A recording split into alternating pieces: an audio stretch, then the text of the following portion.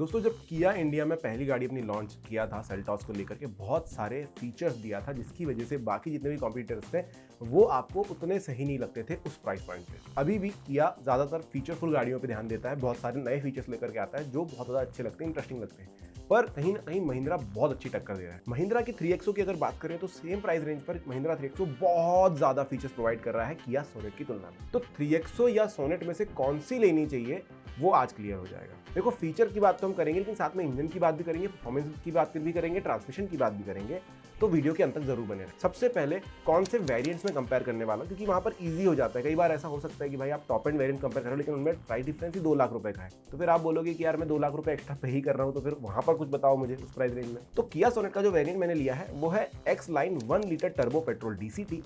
ये 17,51,000 रुपए की ऑन रोड प्राइस पर आपको मिल जाता है। वहीं अगर 3XO की बात करें, इसका AX7L वेरिएंट 1.2 लीटर पेट्रोल के साथ आता है और ये ऑटोमेटिक ट्रांसमिशन लेकर आता है। इसका प्राइस है 18,26,000 रुपए, तो लगभग 17-18 लाख रुपए यहाँ पर आपको देने पड़ेंगे। अगर आप किया में भी जाते हैं तो थोड़ी बहुत एक्सेसरी मिला करके वो 18 लाख आपको पहुंचा देंगे, और अगर आप 3XO भी लेने जाते हैं तो वो भी आपके 18.5 लाख रुपए तक का बजट चला जाएगा। सबसे पहले इंजन और परफॉर्मेंस की बात मैं करूंगा, क्योंकि गाड़ी मेरे हिसाब से सबसे ज्यादा निर्भर करती है कि उसका परफॉर्मेंस कैसा है।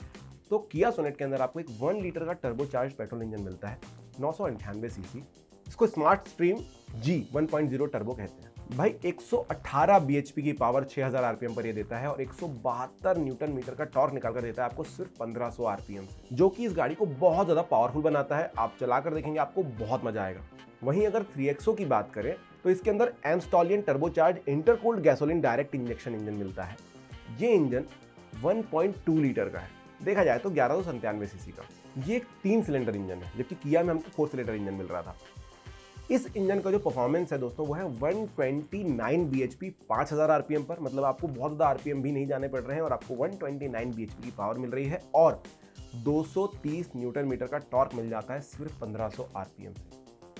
तो यहाँ पर अगर ऑन पेपर देखें तो 3XO बहुत ज़्यादा आगे अपने सेगमेंट में, मेरे ख्याल से बहुत ज़्यादा अच्छा पावर आउटपुट आपको दे रहा है, कोई और नहीं देता है इस प्राइस रेंज में। बहुत ज़्यादा टॉर्क की गाड़ी है और इंजन चलाने में भी बहुत ज़्यादा मजा आएगा। एक ही चीज़ का फर्क है, क्योंकि किया 1 लीटर 4 सिलेंडर था, बहुत ज़्यादा स्मूथ रहेगी।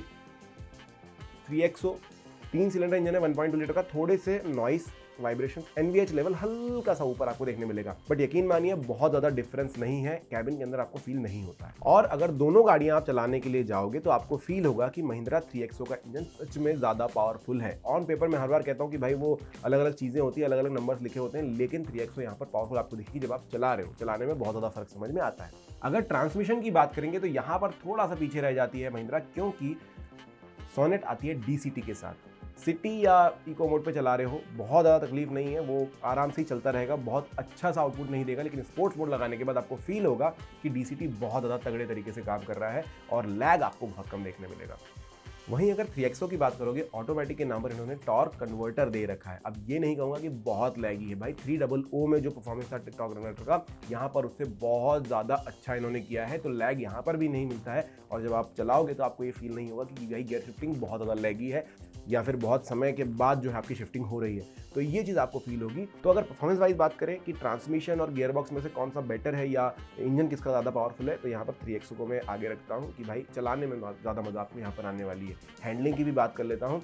अगर स्टीयरिंग की बात करोगे तो किया सोनेट में भी लाइट वेट है, 3XO में भी काफ़ी लाइट स्टीयरिंग मिलता है, लेकिन फीडबैक ज़्यादा अच्छा आपको 3XO के अंदर मिलता है, चलाने में ज़्यादा मजा वहाँ पर आता है। फन टू ड्राइव गाड़ियाँ जो है महिंद्रा की खासियत है। दोनों के अंदर आइडल स्टार्ट एंड स्टॉप का फंक्शन मिल जाता है, जिसकी वजह से आपकी फ्यूल एफिशिएंसी थोड़ी सी बनी रहती है। इतना सब कुछ देने के बाद भी अगर आप माइलेज की बात करोगे तो किया सोनेट भी 9-10 का ही माइलेज आपको देगी सिटी के अंदर। कभी कभी वो 7 भी पहुंचेगा अगर ट्रैफिक ज़्यादा है, और अगर आप हाईवे पे जा रहे हो तो फिर मैंने मैक्सिमम देखा है 21-22 भी चला जाता है अगर आप हाईवेज पर ही जा रहे हो लगातार। अगर आप 3XO की बात करोगे तो सिमिलर कंडीशन यहाँ पर आपको मिलेगी, ये भी 10-11 तक ही आपको सिटी के अंदर प्रोवाइड कर सकती है और हाईवेज पर वो 21-22 तक आराम से चली जाएगी, बट वो आपके चलाने पर भी निर्भर करता है। मैं ये नहीं कहता हूँ कि यही फाइनल नंबर से। आप अगर कमेंट सेक्शन में लिखो अगर आपके पास ये गाड़ी है तो आपको कितना माइलेज मिल रहा है, आप देखोगे बहुत ज़्यादा डिफरेंसेस होते हैं, क्योंकि अलग अलग लोगों की चलाने के तरीके अलग अलग होते हैं। दोनों गाड़ियों के डायमेंशंस की बात करोगे तो बहुत ज़्यादा फर्क नहीं है, स्क्रीन पर आप देख सकते हो। लेंथ के मामले में थोड़ी सी छोटी हो जाती है 3XO, हाइट के मामले में थोड़ी सी बड़ी हो जाती है, वापस अगर विड्थ की बात करोगे थोड़ी सी बड़ी वहाँ पर भी हो जाती है। और अगर व्हील बेस की बात करोगे तो 2500 mm का व्हील बेस आपको सोनेट देती है और 2600 mm का व्हील बेस आपको 3XO देती है, तो वो थोड़ी ज़्यादा रोड से चिपक कर चलने वाली कंडीशन आपको यहाँ पर 3XO में मिलेगी। और ग्राउंड क्लियरेंस की भी बात करें तो 3XO का ग्राउंड क्लियरेंस 201 mm है, जबकि सोनेट में 205 mm का है। तो यहाँ पर मतलब थोड़ी सी ज़्यादा बेनिफिट आपको मिल जाता है रास्तों से, ख़राब रास्तों में किया सोनेट में। बट आपको सच कहूँ तो सस्पेंशन की जब बात आएगी तब मैं ज़्यादा अच्छे से एक्सप्लेन कर पाऊंगा कि दोनों में से बेटर कौन सा है। फिलहाल हम चलते कि भाई कैपेसिटी दोनों की कितनी है। तो 5-5 लोग बैठ सकते हैं, 5-5 दरवाजे लगे हुए हैं। एक तो दरवाजा जो है सामान रखने के काम आएगा, लेकिन जो सामान रखने की जगह यानी कि बूट स्पेस, 385 लीटर का बूट स्पेस आपको सोनेट के अंदर मिलता है और 3XO के अंदर आपको 364 लीटर का मिलेगा। एक बैग का फर्क है, एक बैकपैक ज़्यादा आप सोनेट के अंदर रख सकते हैं। साथ ही साथ अगर मैं व्हील्स की बात करूँ तो 215/60 R16 के व्हील्स आपको मिल जाते हैं सोनेट के अंदर, और अगर आप 3XO की बात करो तो 215/55 R17 के व्हील्स आपको मिल जाते हैं 3XO के अंदर।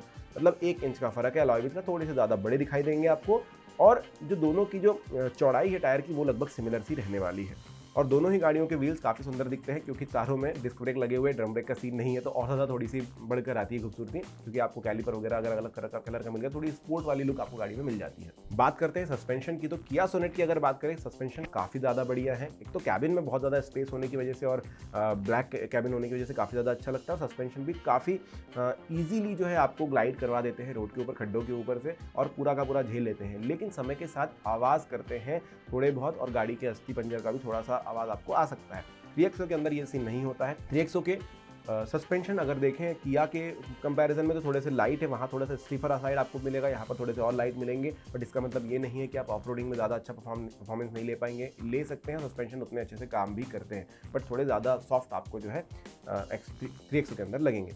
बात करें कंफर्ट की, तो कैबिन के अंदर दोनों में ही काफ़ी ज़्यादा स्पेस है। 3XO के अंदर भी काफ़ी ज़्यादा स्पेस लगता है, और हाइट ज़्यादा होने की वजह से ऊपर का एरिया जो है काफ़ी बढ़िया सा स्पेस आपको प्रोवाइड कर देता है। सीट के एडजस्टमेंट की बात करेंगे तो आपको 8 वे मैनुअली एडजस्टमेंट मिलता है 3XO के अंदर, जो कि आप हर तरीके से उसका एडजस्ट कर सकते हैं। लेकिन किया सोनेट यहाँ पर थोड़ी सी फीचरफुल ज़्यादा हो जाती है, क्योंकि 4 वे एडजस्टमेंट यानी कि रिक्लाइन करना है और आगे पीछे सीट करना है, तो उसके लिए आपको बटनें दी जाती है। आप इलेक्ट्रिकली एडजस्ट भी कर सकते हैं, लेकिन बाकी जो ऑप्शन है, जैसे सीट की हाइट ऊपर नीचे करना है, फिर हेडरेस्ट को ऊपर नीचे करना है, तो आपको यहाँ पर मैनुअली करना होगा। तो थोड़ा सा यहाँ पर कह सकते हो कि अपग्रेड करने की कोशिश है, बट आप मुझे कमेंट में बताना कि इलेक्ट्रिकल एडजस्टमेंट आपको ज़्यादा अच्छा लगता है मैनुअल। मुझे पर्सनली मैनुअल अच्छा लगता है, क्योंकि फटाफट हो जाता है, बटन दबाकर 5 मिनट वेट करना मेरे बस की बात। तो दोस्तों 8 वे दोनों के अंदर मिल ही रहा है, लेकिन आपको यहाँ पर स्टीयरिंग के लिए टेलीस्कोपिक सेटअप दोनों गाड़ियों में नहीं मिलता है। तो टिल्ट ही आपके पास एक ऑप्शन रहेगा अगर आपको सीट एडजस्ट करनी है या फिर अपना ड्राइविंग पोस्चर एडजस्ट करना है, तो ये चीज़ ध्यान में रखिएगा। को ड्राइवर सीट दोनों की सिमिलर है, 6 वे में एडजस्टमेंट आपको मिल जाता है, और रियर सीट में आपको हेडरेस्ट एडजस्टेबल दिए जाते हैं। दोनों की सीट लेदरेट होती है। और अगर आप सीट कंफर्ट की ज़्यादा बात करेंगे तो मुझे 3XO थोड़ी सी ज़्यादा बेटर लगी यहाँ पर सीट कंफर्ट के मामले में सोनेट के मुकाबले। दोनों में ही ड्राइवर के लिए आर्मरेस्ट आपको दिया जाता है, और अच्छा खासा आपको स्पेस दिया जाता है जहाँ पर आप सामान रख सकते हैं।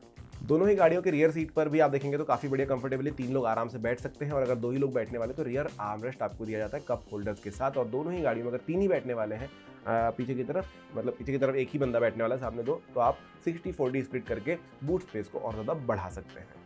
फीचर्स की बात करूँ तो दोनों गाड़ियों के अंदर आपको ऑटोमेटिक AC मिल जाते हैं। किया सोनेट के अंदर तो फ्रंट सीट्स के लिए आपको वेंटिलेटेड सीट्स भी दी जाती है, जबकि 3XO के अंदर वो नहीं मिलता है। पर 3XO के अंदर 2 जोन AC मिलता है, मतलब ड्राइवर और को ड्राइवर के साइड में अलग अलग टेम्परेचर जोन्स बनाए जा सकते हैं। रियर AC वेंट दोनों के अंदर मिल जाते हैं आपको।